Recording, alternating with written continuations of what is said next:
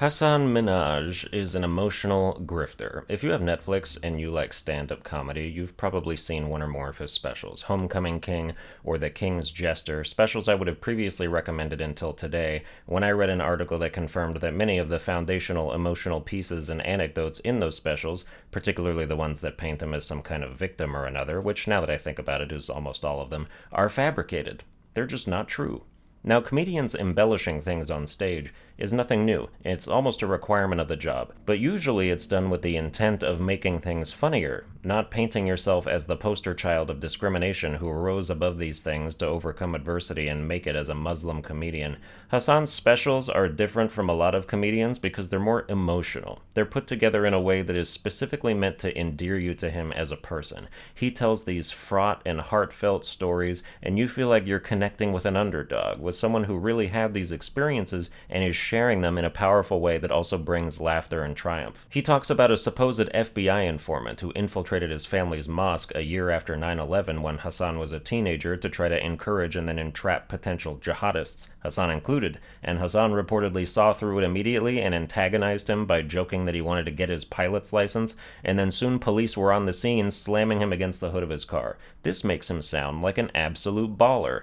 Afterwards, he shows news footage from years later of the same FBI informant on Al Jazeera, where they talk about his work as an undercover counterterrorism agent, which seemingly confirms the story. Except, the guy was in prison in 2002 when Hasan alleges the events took place and didn't become an informant until 2006. Hasan just made it up. The person who wrote this article interviewed the FBI informant, who said he had no idea why Hasan would do that, and details of his undercover work are apparently confirmed in a legal case somewhere. The point of the story is to use it as an example of Muslim American strife after 9/11, which is of course a real thing, but fabricating shit does not look good or service your goals, because when you get caught lying, it makes people want to write off the whole idea, like, oh, if things were really that bad, why would you need to make shit up to make it seem worse? Hoaxes are a complete disservice to activism, whether you're Jussie Smollett and paying black dudes to beat you up so you can blame it on white supremacists, or whether you're Hasan Minhaj and just saying things that didn't happen to try to prove a point. The only point that gets proved in that situation is that you're selfishly gaining from what could be other people's real experiences. That FBI guy really did undercover shit, and the basic premise of that story could have happened to someone else. But now it's tainted with dishonesty and ineffective as a plot device because you stained it with your personal stench of deceit and used it as a tool to manipulate your audiences into rooting for you. If there was any more room for doubt, I should mention the minor detail that this same interviewer talked to Hasan and he admitted some of the stories aren't true, straight from the horse's mouth, but he defends it. He calls it emotional truth. Apparently, inventing things that didn't happen but that sound plausible in our socio-political climate is emotional truth. If I was a black guy and I made up a story about being followed around a grocery store, I would be telling emotional truth because that's something that happens to other black people sometimes. And so me getting a free pass to call myself a victim and have others revere me as such is just a nice bonus that I deserve for being a brother. Imagine if Steve Rannazzisi, the comedian who famously lied about escaping from one of the towers during 9/11, defended his story by calling it emotional truth because, well, hey, it probably happened to someone. Somehow I don't think Hasan would condone that, just a gut feeling I have. Audiences deserve to feel cheated if they resonated with things that Hasan fabricated or misrepresented on purpose in order to manipulate them into resonating with them. It artificially elevates his effectiveness as a storyteller and comedian, it creates fans who are more passionate about his work, and it gives him more spotlight in the public eye under false pretenses. This isn't some, oh, let me tell you about an argument that never happened where I said all the right things and it was funny. This is, oh, let me feed you a bowl of plastic fruit that you paid for thinking it was real fruit. He's made a name for himself as a truth teller. He misrepresents all his stories as completely true things that happened to him.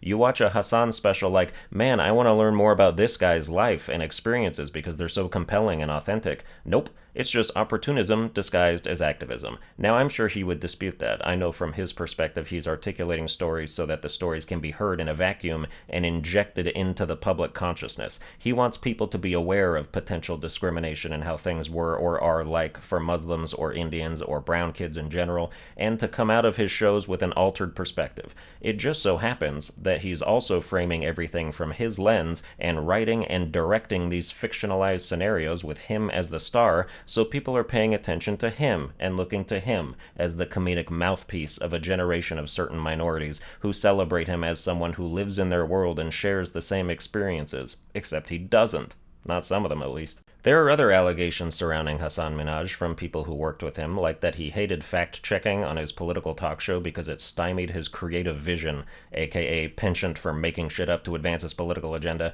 and would sideline researchers during meetings, or that he would play fast and loose with established timelines of events and shuffle dates around so that things better suited his narrative. He lied about his daughter being hospitalized after receiving an envelope in the mail with white powder inside, an incident apparently nobody on his staff ever heard of, including his security. In his first special back in 2017, he talks about a white girl in high school who accepted his invitation to prom only for him to show up at her door the night of to find another white boy putting a corsage on her wrist. Except she says she never accepted the invite and rejected him days before the prom, which Hasan later admits in the article is correct. He paints her family in the special as a bunch of racists who didn't want their daughter to go with a brown kid, which may or may not be true because it isn't disputed in this article.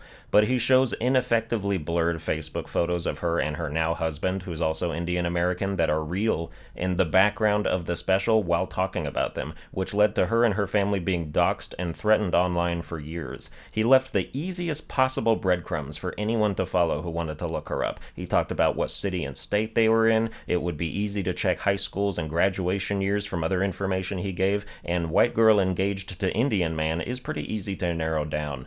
He apparently used a pseudonym for them when referring to their names, but the pictures are worth 1,000 words. Hasan even invited her and her husband to one of the shows, and while she initially thought it was an attempt to rekindle a friendship, afterwards she believes he just did it to humiliate her, which is an easy perspective to understand given the content of the show and that he lies about what happened while unabashedly trashing her family. The moral of the story is, the dude is a grifter and kind of a piece of shit.